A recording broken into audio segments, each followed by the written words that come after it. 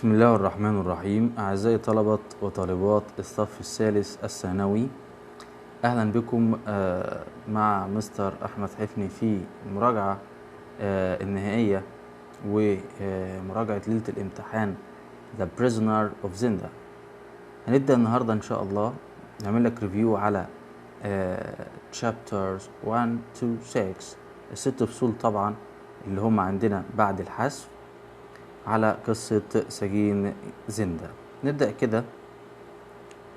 أول سؤال: Why was Rosenda very careful when he talked to Flavia?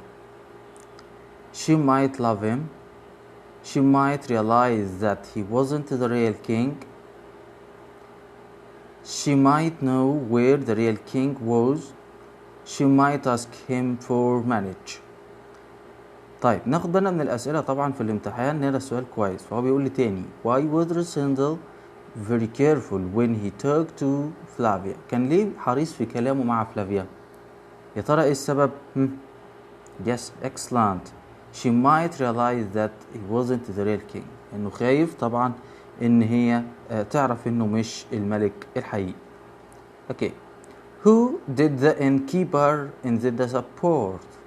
Michael, Johan, the king, زندا. بيقولك الانكيبر سبورت، بتدعم مين؟ سبورت بتأيد مين؟ يس، مايكل طبعا هي اللي كانت بتأيده. Okay. Why didn't Sabt shoot Michael at the fork? As he was afraid, as he wasn't sure, as he liked him, as it wouldn't help the king.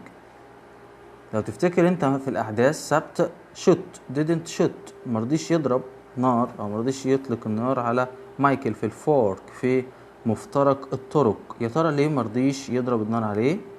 يبقى سبت didn't shoot مايكل yes as it wouldn't help the king at that moment. في اللحظة دي قتل مايكل مش هيفيد الملك ولا يساعده.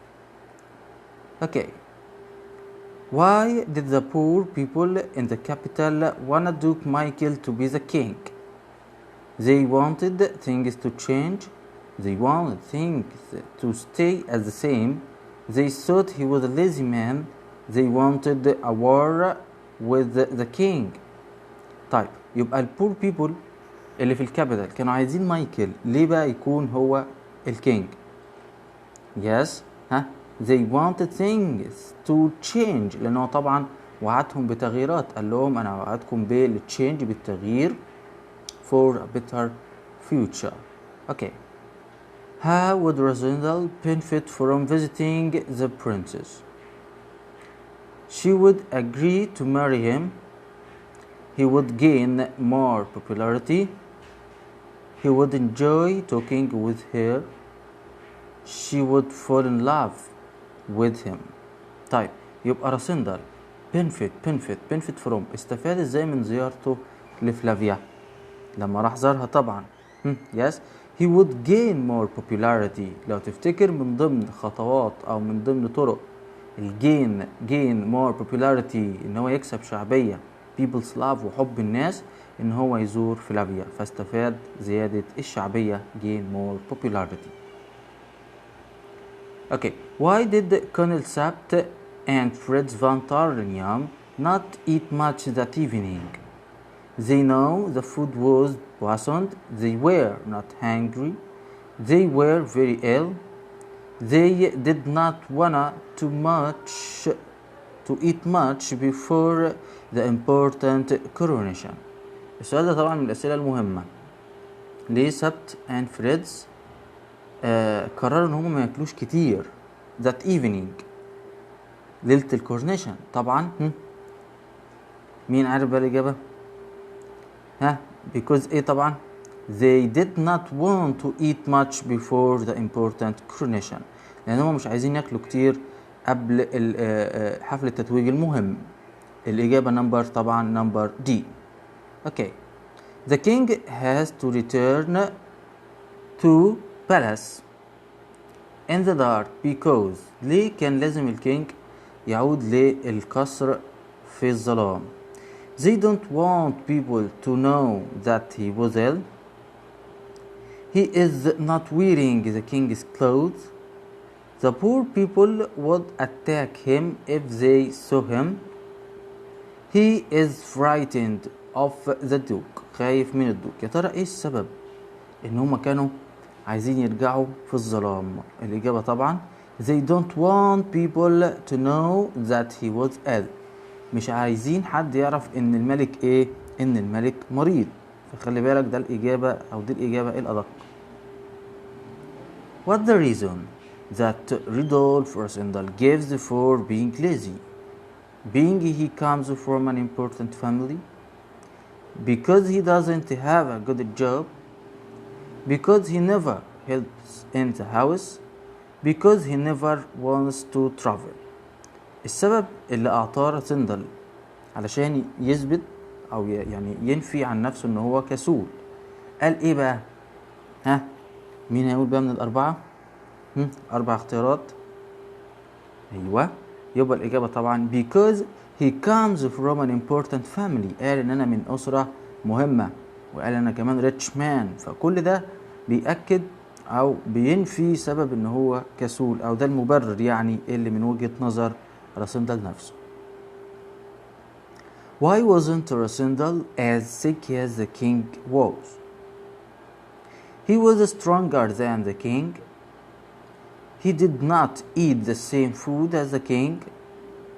He did not eat as many cakes as the king.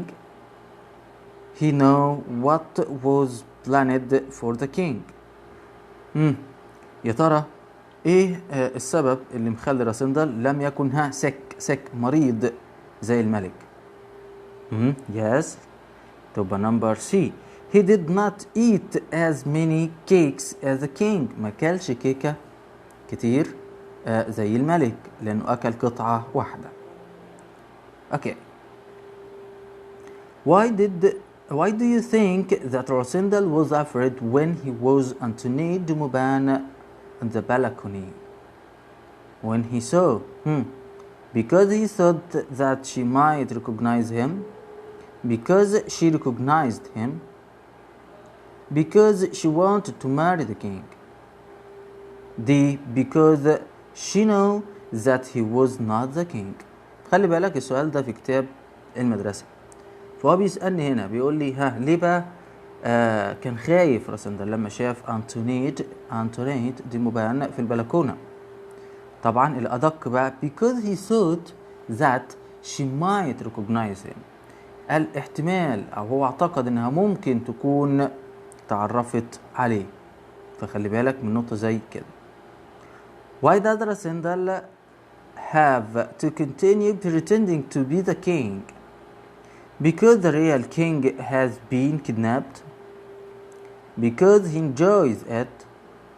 Because Sapt wanted him to become king? Because the princess asked him. طيب افهم السؤال كويس. Why does Rosendal have to continue؟ كان لازم ليه يكمل pretending تمثيل لعب دور الملك؟ ليه كان لازم يكمل؟ الإجابة طبعا because the real king has been kidnapped. لأن الملك طبعا اتخطف، لأن طبعا الدوكسمين خطفوا. What did Princess Flavia think of the king Rosendal after the coronation? She thought that he was the same. She thought that he had changed. She knew that he wasn't the king. She didn't like him. طيب نفهم السؤال كمان. What did Princess Flavia think of the king Rosendal؟ كان رأيها ايه، او هي كان اعتقدت رأيها ايه في راسندل بعد الكورنيشن؟ خلي بالك من النقطة دي مهمة. دي مين؟ فلافيا طبعا قالت عليه ان هو اتغير، يبقى هنقول she thought that he had changed. اتغير ازاي لو انت هتفتكر؟ قالت عليه he had become little sinner and serious. كان مجهد وكان جاد، يعني كل تصرفاته فيها جدية. Okay, next question. Rasindal thinks that pretending to be the king was unfair. show. نروح هنا لأسئلة الكريتيكال، أسئلة النقدية بقى. إن راسندل بيعتقد إن التظاهر أو لعب دور الملك was unfair. خليك فاكر الكلمة دي كويس، إنه غير عادل. ليه بقى؟ الإجابة بتاعتنا It was unfair for the people of Ruritania as Rasindal deceived them. طبعا عادل لأهل رورتانيا لأن راسندل خدعهم. النقطة التانية اللي هتقولها It was unfair for Flavia as she didn't know the fact of her future husband. لأن هي ما تعرفش حقيقة زوجها المستقبلي اللي هو مين؟ اللي هو راسندل، لأن هي طبعا خطيبته، فهي ما تعرفش حقيقته الحالية. فهتقول النقطتين دول. Okay. Do you agree that Rasindal was lucky? Why not? هل راسندل ده lucky محظوظ؟ طبعا هنقول له yes or no والماذا طبعا، ونقول السبب why. هنقول طبعا yes as he was very like the real king، لأنه طبعا شبه الملك. He met Sabt and Fritz on the coronation's night. قابل سبت وفريدز ليلة الكورنيشن. so he pretended as the king، وطبعا لعب دور الملك.